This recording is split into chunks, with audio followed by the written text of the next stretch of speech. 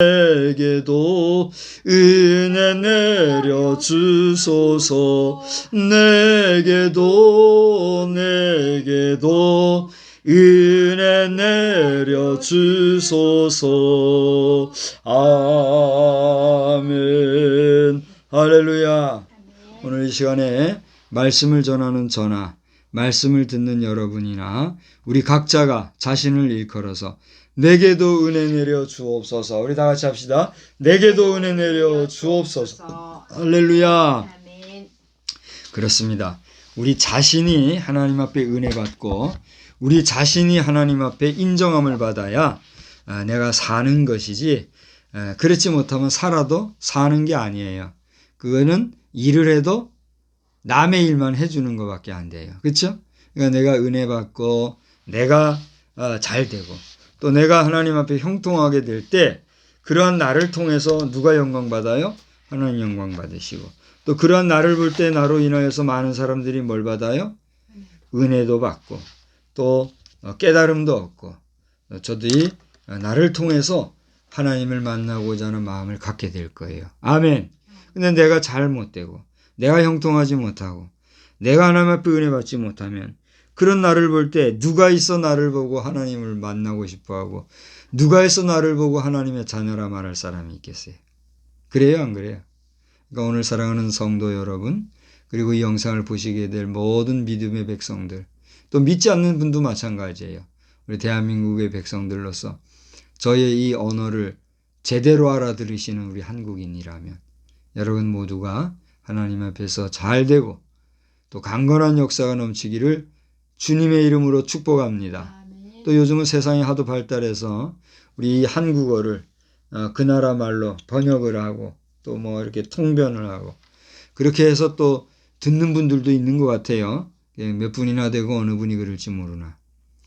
부족한 이 박성수 목사를 통해서 하나님이 입을 열어 말씀을 증거하게 해주시는데, 이 말씀을 들으시는 여러분의 의지가 새로워지고 또 영혼이 새 힘을 얻고 또 여러분의 삶이 풍성한 그런 삶으로 넘쳐나시기를 우리 주님의 이름으로 축복합니다. 아멘. 오늘 저는 땅 누구의 몫인가, 이런 제목으로 말씀을 전하고자 해요. 우리 한번 따라서 해볼까요? 땅 누구의 몫인가? 오늘날 이 세상에는 땅에 대한 욕심이 없는 사람이 있을까요? 없을까요? 제가 다시 한번 질문해야 되겠죠? 이 세상에는 땅에 대한 욕심이 없는 사람이 있을까요? 없을까요? 없어요? 제가 볼 때는 있는 것 같아요. 땅에 욕심이 없다고 하는 것은 땅의 가치나 땅의 의미나 땅의 어떤 경제력을 모르는 사람은 몰라요. 아무리 뭐 땅이 중요하다 얘기해도 알까요? 모를까요? 제가 그랬거든요. 제가 20대 군 생활하면서 평당 몇십 원, 근데 몇백 원이었나 몇십 원이었나 모르겠어요. 평당 뭐 말 같지도 않은 금액을 얘기하면서 땅 사라고 한 허리 구부러진 노파 할머니가 계셨는데, 그때 땅에 대한 관심만 좀 있었어도, 땅에 대한 욕심만 조금 있었어도, 땅에 대한 가치에 대해서만 좀 알고 있었어도 관심을 가졌을까요? 안 가졌을까요? 관심을 가졌다면 아마도 그 땅에 대한 구입의 의지도 있었을 테고, 뭐, 그 어쨌든 구했겠죠. 그죠? 근데 다 물 건너갔죠. 지금은 그 자리에 거대한 선크루즈호 그 형상의, 그걸 뭐라고 그러죠? 모텔이 아니고 리조트 호텔, 리조텔인가요? 그런 아주 그 멋진 쉼터가 생긴 걸 보게 돼요. 뭐 또 하나가 옆에 생긴 걸로 아는데 거기 가보지를 않았어요. 이제 불원간에 한번 또 가볼 기회를 만들기 원하고, 그곳이 정말 어마어마하게 바뀐 그런 모습을 보면서 땅에 대한 생각을 한 번쯤 하게 됩니다. 그러니까 이 세상에는 땅에 대해서 모르는 사람은 땅에 대해서 욕심을 낼 이유가 없기도 하죠. 저는 오늘 이 세상에 우리가 발로 밟고 살아가는 땅에 대한 그런 이야기를 하고자 하는 게 아닙니다. 제가 20만 평을 놓고 기도하고 또 하나님 주시기를 소원한다 그랬잖아요. 저 사람이 뭐 땅이 얼마나 되는데 20만 평이 얼마나 되는지 알긴 알고 저러나 그런 사람이 있을 거예요. 그런 사람은 저하고 만나지도 못할 거고 만날 필요도 없는 거죠. 또 그런 말 하지도 말고 하나님께서 하시면 하시는 거니까. 그러나 그 모든 일도 나의 생각, 나의 뜻, 나의 계획이면 이루어질까요? 안 이루어질까요? 안 이루어지겠죠. 하나님께서 하시고자 하면 된다는 믿음을 가지고 있기 때문에 저는 그 문제를 하나님 앞에 내놓고 기도할 뿐이죠. 내 생에 되면 감사한 일이요. 내 생에 안 되면 누군가 내 자녀 손이 하든가 아니면 나의 아는 자 혹은 이 땅에 누군가는 하게 되겠죠. 그래서 그 문제를 놓고 기도할 때에 여러분들 가운데 누구라도 기도가 되시는 분이 있으면 뭐 아무한테나 기도해 달라고는 내가 말 안 하려고 그래요. 누구에게나 저의 이름 박성수 이름을 불러가면서 기도하던 가운데 이러한 문제에 대해서 마음에 동요가 있고 또 공감이 있고 함께하고 싶은 이런 의지가 있으신 분이라면 누구든지 이야기해 주시고 우리가 함께 얼마나 동행할지 모르나 동행하는 동안 하나님이 기뻐하시는 동역자로서 이 땅에 함께 동행하는 역사를 주의 이름으로 축복합니다. 이것을 아멘하고 받고 함께하는 자는 뭐예요? 패밀리가 되는 거예요. 그렇지 않으면 어떻게 돼요? 나하고 상관이 없는 거예요. 믿음의 사람이라 해도 그에게 맡겨준 은사가 있고 또 내게 가진 은사가 있기 때문에 우린 각자 받은 바 은사대로 가면 되는 거예요. 아멘. 그러니까 박성수 목사가 20만 평 놓고 기도한다는 걸 우습게 생각들 하지 마시고 왜 그러는가도 한번 알아보고 또 긍정적인 생각으로 여러분이 함께 하신다면 반드시 여러분이 복에 복된 백성이 되실 줄로 믿습니다. 아멘. 우리 교회가 너무나 지금 힘을 많이 잃고 있어요. 교회마다 구비해 놓은 우리 성도들을 잘 모셔드릴 영면할 수 있도록 그런 동산을 구하고도 어떻게 하다 보니까 재정이 없으니까 다 팔아가지고 흐지부지한 이런 경우도 있고 그런 경우도 여러 교회더라고요. 이해할 만하지만 그 속을 들여다보면 뭐예요? 매장이 아니라 뭐 한다? 화장하고 말겠다. 이런 생각들이 그런 일을 만들고 있더란 말이에요. 얼마나 기가 막힌 일인지요. 불과 한 세대 전만 해도 화장하는 일은 죄악이라고까지 말할 정도의 사람들이 지금에 와가지고는 다 흐지부지 해버리는 이런 엉터리 같은 일들을 볼 때에 마음이 너무 슬프고 괴로운 거예요. 그러면서 지금도 교권을 가지고 우왕좌왕하고 교권 잡으려고 말이에요. 아주 그냥 기가 막힌 노릇들을 하는 사람들이 보여요.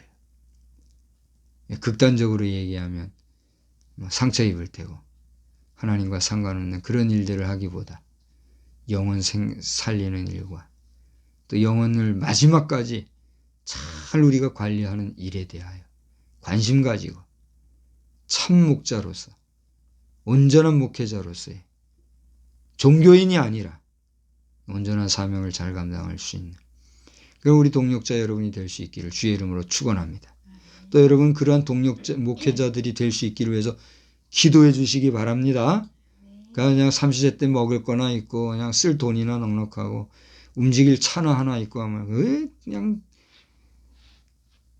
몰려다니기 좋아하고 이런 식으로 해서는 종교인 라벨 뗄 수가 없는 거예요. 그걸 알아야 합니다. 한 곳에서 진득히 공부하고 기도하고 또 노동하고 여러 가지 나에게 주어진 크고 작은 일을 수행한다는 것이 결코 쉬운 일이나 가벼운 일은 아니에요. 그러나 그 일을 우리가 묵묵히 해나갈 때에 우리의 땅, 우리가 발로 밟고 사는 이 땅도 점점 좋아지고 아름다워지는 것이지 그냥 되는 일이 없다는 사실을 알고 정성을 다해야 될 줄로 믿습니다. 저는 오늘 낮 시간에 시편 37편 1절로 해서 6절을 통해서 우리 솔로몬 왕의 등극의 그 배경과 그의 지혜에 대하여서 살펴보면서 지금 우리나라에 큰 이슈로 있는 대통령 선거를 위한 기도, 또 기타 우리 여러 국가의 지도자들을 위한 기도를 해야 한다 하는 말씀을 드렸죠. 그리고 그의 아버지 솔로몬의 아버지인 다윗이 지은 시편을 통해서 우리가 받을 교훈을 생각을 해봤어요. 우리가 다윗의 시편에서 발견할 수 있는 것 중에 하나님을 대하여 우리가 어떠해야 된다고 그랬어요? 하나님은 여호와 앞에 선을 행하라. 또 하나님을 기뻐하라. 그리고 여호와께 우리의 모든 것을 맡기는 그런 삶을 살자고 하는 말씀을 드렸죠. 자, 그런데 그 이후에 오늘 저녁 시간에 여러분과 함께 본 본문 7절로 마지막 절까지를 보면서 여기는 여러 가지 교훈들이 또 나와 있어요. 의인이 하나님의 은혜로 풍성해질 것이라든가, 악인은 망할 것이라든가, 또 하나님은 온전한 사람을 살피신다는 내용. 특별히 37절 한번 보실래요? 37절 다 같이 한번 읽어보겠습니다. 온전한 사람을 살피시고 정직한 자를 볼지어다. 모든 화평한 자의 미래는 평안이로다. 심지가 견고한 자는 평강에서 평강에 이르게 하는도다. 예레미야서의 그 말씀이 있죠. 그 말씀과 같이 장래에 보장되어지는 평안이라고 하는 것은 그 사람이 어떠한 삶을 살았기 때문이라는 거예요. 매 싸우고 거짓말하고 악하게 살 때 그 사람의 미래가 평안이 보장돼요? 안 된다는 거예요. 어떠한 자에게 그 평안이 보장된다는 거예요? 화평한 자의 미래. 이 순간, 이 시대, 오늘이라는 이 날을 화평하게 살아가는 자들의 미래는 뭐라 말이에요? 평안이다는 얘기예요. 그런데 그 화평이라는 것이 그냥 조용히 그냥 말도 않고 남이 어떻게 되든 말든 상관 않고 그냥 나만 잘한다 하고 묵묵히 가고 그것이 제일이다 하고 좌우 안 돌아보고 자기 중심주의로 살아가는 그것이 참된 화평이라 할 수 있을까요? 사실 그렇게 하는 것처럼 화평한 게 어디에 있겠어요? 그죠? 우리 다른 사람 상관하고 내 일만 열심히 잘하고 하면은 모든 만사가 해결돼요, 안 돼요? 해결될 수 있어요. 그런데 여기서 말하는 화평이라는 의미는 자기중심이나 타자와의 관계에서의 상관하지 아니하는 그런 정도의 삶을 의미할까요? 그건 아니죠. 이 화평이 이루어지기 위해서는 무엇이 없어져야 돼요? 부정이 없어져야 돼요. 그죠? 악이 없어져야 돼요. 거짓이 없어져야 돼요. 그렇습니까? 그렇지 않습니까? 거짓과 부정과 불의가 있는 그곳을 화평한 곳이라 할 수 있어요? 그건 아니죠. 이 모든 거짓과 불의와 위선과 속임수와 악이 거하는 것은 무엇이 그걸 역사하기 때문이에요? 악한 사단 마귀가 역사하는 것이란 말이에요. 악한 사단 마귀가 있는 곳에 참된 평화, 온전한 화평이 있을까요? 사단 마귀가 머물고 역사하는 그것이 우리를 화평케 할 수 없기 때문에 참된 평화, 참된 화평은 그 모든 악의 원인을 어떻게 하는 것이 화평을 찾는 걸까요? 싸워 이기는 거예요. 그러면 여기에서 싸움이라고 하는 것은 정당한 거예요? 정당한 게 아니에요? 정당한 거예요. 싸우려고 그러면 나 혼자 가만히 있어서 돼요? 안 돼요? 안 되잖아요. 그 불의에 대하여서 맞대면해요. 어떤 방법을 취하든 그것을 이기는 그런 투쟁, 더 크게 얘기하면 전쟁을 겪어서라도 이거 이겨내야 화평이, 평화가 어떻게 되는 거예요? 찾아오고 보장되는 것이고, 그러한 화평 위에 장래는 뭐가 되는 거예요? 보장되는 평안이 우리에게 주어진다라고 하는 것이죠. 이런 내용을 포함해서 오늘 이 시편 37편에서는 다윗의 여러 가지 깨달음과 교훈, 그의 시편이라고 그랬잖아요. 시라고 하는 것은 그의 감동, 감정, 느낌, 체험, 교훈 이런 것들을 정말 그 아름다운 문학적 표현으로 표현한 게 시잖아요. 그 깨달음도 들어가 있단 말이에요. 그런 내용이 이 37편에도 그 듬뿍 녹아 있는 걸 볼 수가 있어요. 근데 오늘 이 저녁 시간에는 그 중에서도 방금 말씀드린 것처럼 땅에 대한 이야기가 반복해서 몇 번 나와요. 이 땅은 그러면 누구의 몫이냐? 이런 제목으로 오늘 저는 말씀을 드리려고 하는 것입니다. 여러분 오늘 37절 안에서 반복해서 얘기 나오는 부분이 어디인지 발견하셨습니까? 제가 한번 절수를 댈 테니까 여러분이 한번 읽어보세요. 9절 뭐라고 그랬어요? 진실로 악을 행하는 자들은 끊어질 것이나 그 다음 다 같이 여호와를 소망하는 자들은 땅을 차지하리로다. 그 다음에 11절 보세요. 누가 땅을 차지해요? 온유한 자들은 땅을 차지하며. 또 22절 보세요. 누가 땅을 차지해요? 주의 복을 받은 자들은 땅을 차지하고. 29절 누가? 의인이 땅을 차지하며. 그 다음에 마지막으로 34절 다 같이 봅시다. 여호와를 바라고 그의 도를 지키라. 그리하면 내가 땅을 차지하게 하실 것이다. 그럼 정리해 봅시다. 누가 땅을 차지합니까? 그렇습니다. 여호와를 소망하며 온유하게 살 뿐 아니라 주께 복을 받은 자요 의인이 땅을 차지합니다. 나아가 하나님을 바라고 그 도를 지키는 자. 그가 뭘 차지해요? 땅을 차지한다는 얘기예요. 자, 한번 물어봅시다. 땅 몇 평이나 갖고 있으세요? 땅이 없어요. 그러면 땅을 앞으로 가진다면 몇 평이나 갖고 싶으세요? 많이 갖고 싶어요. 애매모호합니다. 저한테 물어보세요. 땅이 몇 평이나 갖고 싶으신? 저는 30만 평 이상을 갖고 싶습니다. 그러나 하나님께서 내게 구하는 건 20만 평을 구하게 하시는 것 같아요. 야, 박성수 너 20만 평을 위해서 기도하여라. 하나님이 내게 그렇게 하신 건 아니에요. 그러나 내 감동으로, 감정으로, 내 어떤 생각, 의지로 최소한 20만 평은 내가 하나님 앞에 구해야 되겠구나. 하나님 20만 평 필요하다면 주십시오. 그러나 조금 더 여유 있게 해서 한 30만 평 주시면 감사하겠습니다. 그러고 있는 거예요. 아쉽게도 10만 평이라도 생기면 액티비티를 취하려고 하는 거예요. 일단 목사님 10,000평이 얼마나 되는지 아세요? 10,000평 드리면 그거 갖고 계세요? 그거 못하겠어요? 말해봐요. 요 앞에 올라가면 한 200-300평도 안 되는 땅도 일단 목사님 하는 거 보니까 그 고락선이 참 시원찮던데 그래 10,000평 주면 하겠어요? 이게 비웃겠죠. 저보고 얘기하란 말이야. 그렇잖아요? 근데 10만 평 이하는 받지도 않으려고 그래. 그 뭐 해가지고 대본에 일 해봤자 꼼지락꼼지락만 되고 말이죠. 그죠? 그래서 하여튼 10만 평만 주어지면은 일을 시작을 할 테고 20만 평은 기본으로 구하고 있고 내 욕심은 30만 평. 그러나 그렇게 구해가지고 그거 뭐 몇 년이나 내가 쓰겠어요.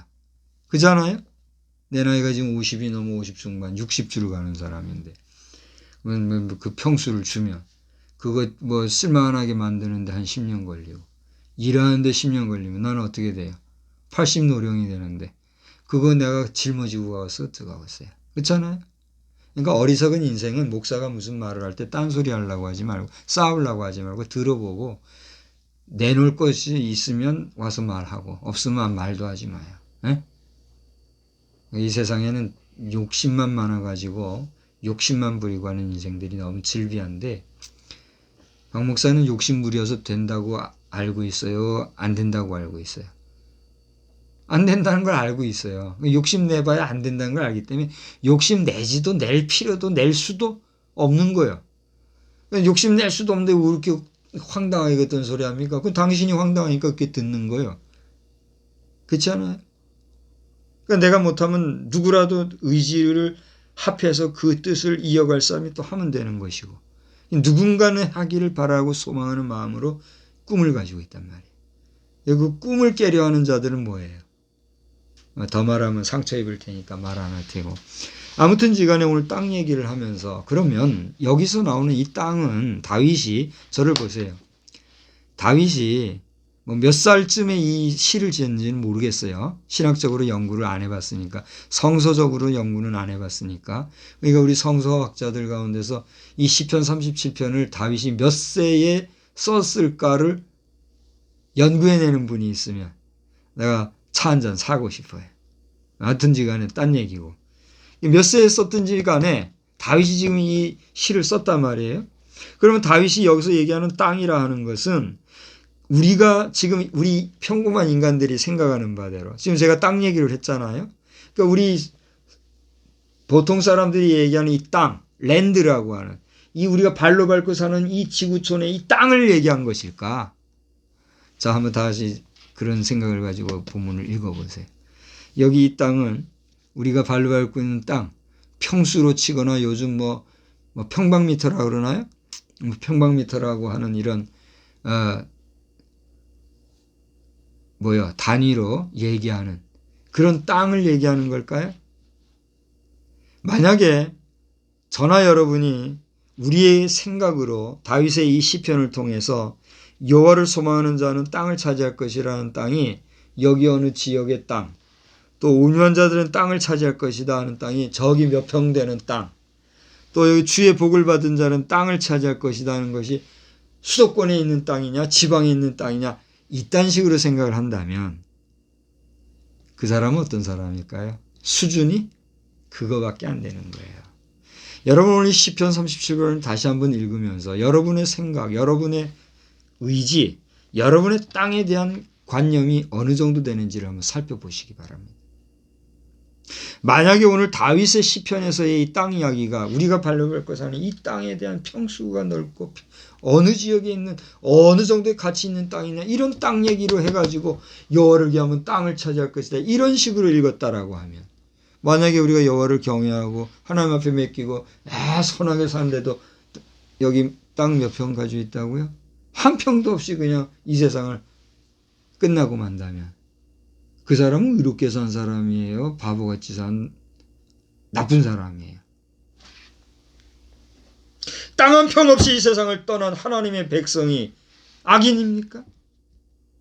이 세상에서 땅 한 평 소유하지 못하고 하나님 나라에 간 백성이 잘못 산 의인이 아닌 자입니까? 우리가 이런 논리로 생각한다면 이 땅의 개념이라는 것은 어리석은 인생들이 생각하는 바와 같은 이 세상에서 다 놓고 갈 그런 땅의 개념이 아니에요. 그럼 무슨 개념일까? 바로 여기서 땅이라 하는 것은 우리가 살 영원한 하나님의 나라. 인간이 발로 밟고 살아가는 것처럼 우리 인간의 몸, 사람의 몸이야. 하나님의 형상대로 지음받은 이 사람의 몸뚱아리 물질로 구성되어 있는 인생이 살 땅이 아니라 여호와를 경외하는 자여 의롭게 살며 더 나아가 복을 받고 또 의인으로서 하나님을 바라고 그 도를 지키며 산 하나님의 백성들이 거할 영원한 땅, 참된 복지의 땅이라는 거예요. 박근혜 대통령 때 제가 실망한 것 중에 하나가 뭐냐면 복지 그러더라고요. 그래서 제가 그때 얘기했던 복지의 개념을 그분에게 이제 전해주고 싶은데 내가 전해줄 방법이 없잖아요. 나는 직접 전해도 중간에서 다 커트하니까 그녀가 직접 받을 방법이 없잖아요. 그래서 페이스북을 통해서 연결해 보려고 했는데 본인이 답도 안 주고 그러니까 연결이 안 되고 그냥 혼자 기도할 뿐인 거예요.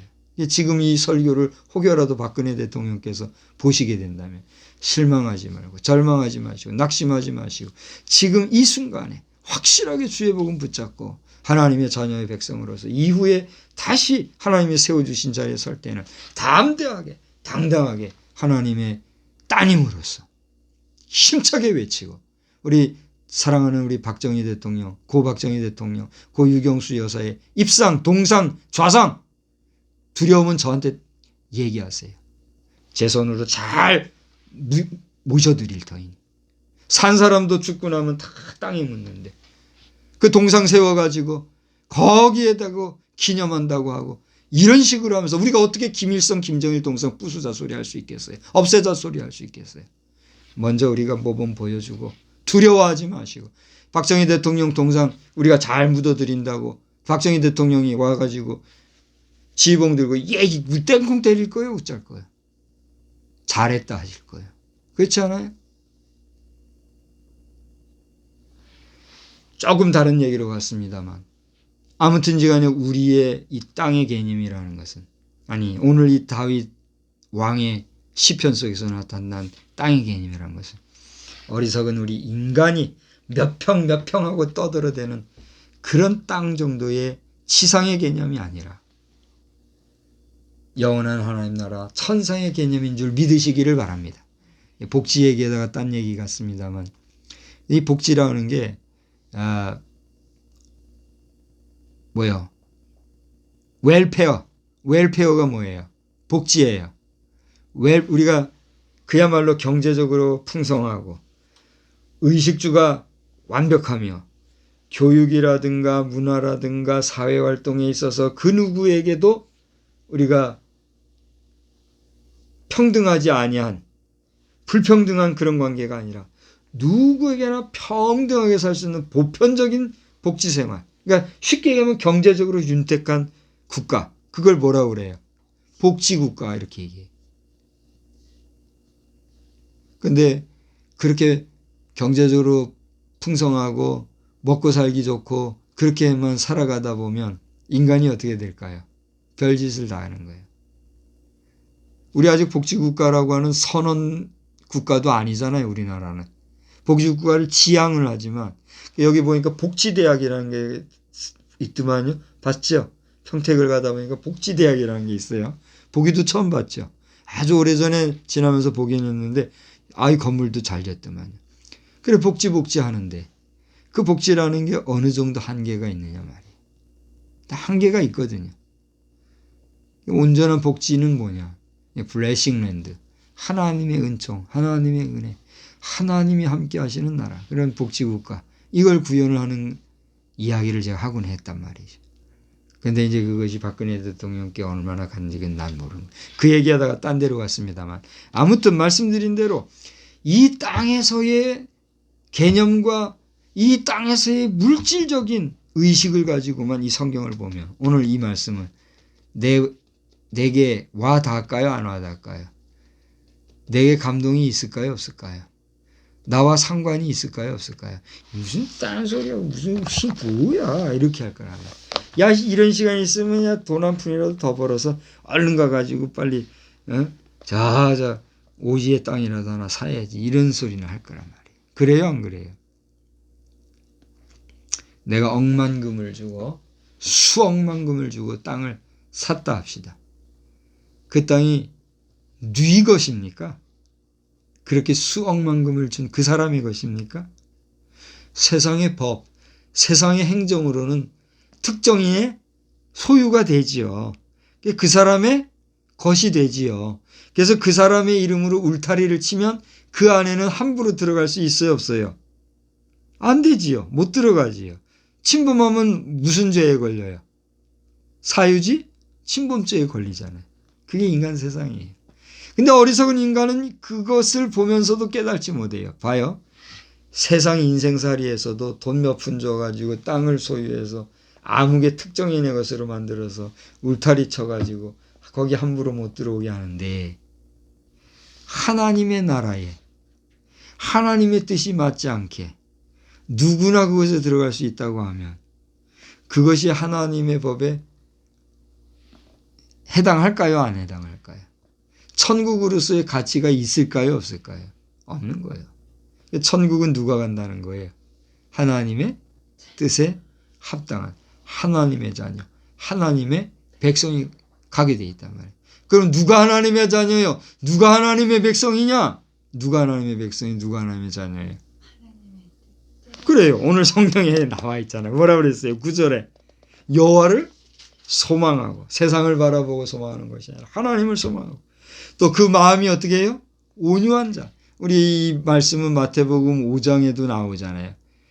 마음이 온유한 자는 복이 있나니 저가 땅을 기업으로 얻으리라 하는 주님이 친히 하신 말씀도 있잖아요. 그 다음에 하나님의 백성은 어떤 자들이에요? 주님의 복을 받은 자예요. 여러분 사단이 복을 줬다. 그건 말이 안 되는 얘기지만 사단이 복을 줬다고 해서 합시다. 그래가지고 엄청난 부여를 누렸다고 합시다. 그것이 하나님이 준 것이 아니고 사단이 줌으로써 하나님에 대하여 반하는 일을 한다고 하면 그건 복일까요? 저주일까요? 저주. 여기를 보세요. 전 북한 공산주의자들이 온갖 부와 권세를 누리고 또 더 많은 땅을 차지하려고 전쟁 무기를 만들어 가지고 별 난리를 치고 이렇게 하잖아요. 그걸 통치하는 사람이 누구예요? 김정은이잖아요. 그 아버지가 김정일, 그 할아버지가 김일성이잖아요. 근데 나는 생각할 때 김일성, 김정일, 김정은 부자도 안타깝지만 더 나쁜 사람들이 있다는 거예요. 그게 누구예요? 그 사람들을 전면에 세워놓고 뒤에서 조종하고 자기들 땅만 넓히고 자기들 권세와 권력만 넓히고 자기들의 삶만 적당하게 살아가는 인생들이 있어요, 없어요? 있다는 거예요. 대표적인 것이 앞으로 이제 뭐 몇 년이 될지 몇 개월이 될지는 모르겠어요. 올 겨울이나 넘길지 모르겠어요. 당장 올 겨울에 죽어갈 인생도 있을 거란 말이에요. 그 측근 중에는. 그 죽기 전에 회개하지 않으면 그 천국 백성 될 자격이 있을까요? 목사가 함부로 그런 말을 해서 조심스럽기는 하지만 모르는 거예요. 구원은 하나님께 있었기 때문에 누구에게 구원이 있다 없다는 나는 함부로 말할 수 없어요. 그러나 객관적으로 볼 때에 그 도탄의 백성들을 빠뜨려 놓고 권력과 권세만 지향하고 살았던 그 인생들이 천국에 합당한 인생들이 될 수 있을까요? 근데 실명은 거론을 안 하려고 그래요. 그 앞에 꼭두같이 세워놓고 수령이니 주석이니 불러가면서 뭐 국방위원장이 불러가면서 뒤에서 조절하는 나쁜 인생들. 하나님 나라에 합당하겠어요? 그 복을 받은 사람이라고 할 수 있겠어요? 아니란 말이죠. 하나님의 백성이 어떤 사람입니까? 29절에 의인이라고 했어요. 의인은 뭐예요? 죄를 용서함을 받고 새롭게 되고 거듭나고 하나님이 옳다 인정해 준 사람이 뭐예요? 의인이라 했단 말이에요. 그런 사람이 차지하는 게 뭐예요? 땅이란 말이에요. 이 땅은 무슨 땅이에요? 영원히 변치 않는 불에 타지도 아니할 하나님의 나라란 말이에요. 할렐루야. 그리고 더 나아가 여호와를 바라고 그의 도를 지키는 사람. 어떤 사람들의 모습이에요? 하나님 나라 백성들의 모습이죠. 여러분 하나님 나라 백성이십니까? 여러분 거룩한 성도이십니까? 여러분 진정 하나님의 자녀이십니까? 여러분 이 땅에서 땅의 욕심과 땅에 대한 권리와 땅에 대한 그 어떤 관심을 안 가진다 할지라도 우리의 영원한 하나님의 나라, 우리의 영원한 영생의 복이 넘치는 그 나라, 그 땅을 유업으로 받기 위하여 우리의 심령을 새롭게 하고 날마다 성결케 하여 그 땅 복지의 나라에 들어갈 수 있는 온전한 믿음의 백성들 다 되시기를 우리 주님의 이름으로 축원합니다. 축원합니다. 저는 제 명의로 된 땅이 없어요. 그러다 보니 지금 모르겠어요. 나도 내 명의를 가지고 누가 좌지우지하는 사람이 혹시 있는지 그건 난 모르겠어요. 근데 아직 제 앞에 내가 당신의 이름으로 이 땅을 어떻게 관리하고 있으니 이 땅은 당신의 것이므로 당신이 앞으로 어떻게 하십시오 하는 사람은 아직 내게 없으니까 나는 있어요 없어요? 없는 거예요. 그러니까 누구든지 그런 사람이 있으면 나에게 와서 말해주면 내가 고마울까요 안 고마울까요? 아따 목사님도 땅에 대한 욕심이 있나 보다. 가져와 봐요. 어떻게 처리하나. 난 꿈이 있고 비전이 있고 마스터 플랜이 있으니까 말을 할 수가 있는 거예요. 그냥 그거 가지고 뭐 욕심이 나고 복덕방처럼 뭐 재산을 행사해서 돈이나 만들고 이런 식으로 하면 이런 얘기 할 수 있을까요? 안 되는 거예요.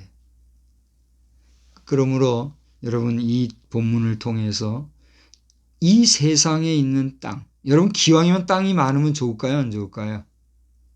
좋지 않아요? 얼마나 좋겠어요.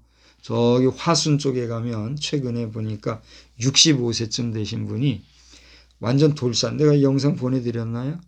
한번 보내드렸을 거예요. 한번 보세요. 완전 돌산인데 그 돌산을 역발상으로 그 돌산 자체를 하나의 아름다운 공간으로 만들자 해가지고 그 공간을 엄청나게 아름다운 공간으로 꾸민 분이 있더라고요. 그 아들이 또 아버지의 그 의지를 잘 긍정적으로 받아가지고 거기에다가 더 신세대의 문화 개념을 적용을 해가지고 거기다 카페도 세우고 아주 지금 지상낙원을 이루는 곳이 있어요. 화순이면 전라도잖아요. 전라도 화순에 그런 곳이 있더라고요. 그러니까 땅이 많으면 얼마나 그렇게 할 수도 있지. 좋잖아요. 그러나 그러한 모든 땅을 포함해서 이 세상에서의 땅은 어떻게 해요? 그렇게 한다 할지라도 그게 천년가요, 만년가요? 우리나라에 천년 고도가 있죠. 천년 고도가 어디예요? 우리가 일반적으로 얘기하는 우리 대한민국의 천년 고도 하면 일컬어주는 지역이 어디예요? 경주죠. 또 한 군데 어디예요?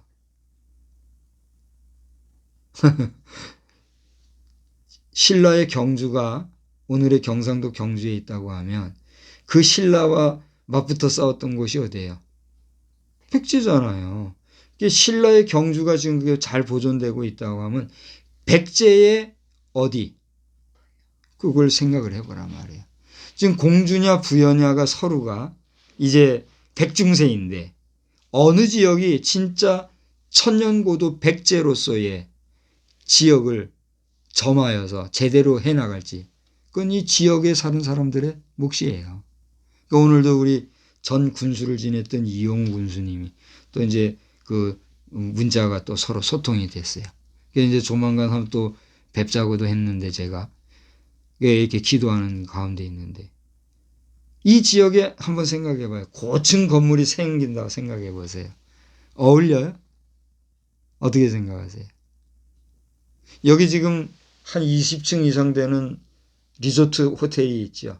여기 이제 쑥 들어가 있으니까 그래도 지역에 민폐를 덜 끼치는데 지금 이 농촌 지역이 이 좋은 먹거리 생산 지역이 그렇게 해서 유흥이나 하려고 고층 건물이나 세우고 특정 건축업자들에게 시간의 지배자가 되게 해주고 그렇게 한다고 하면 어떻게 될까요?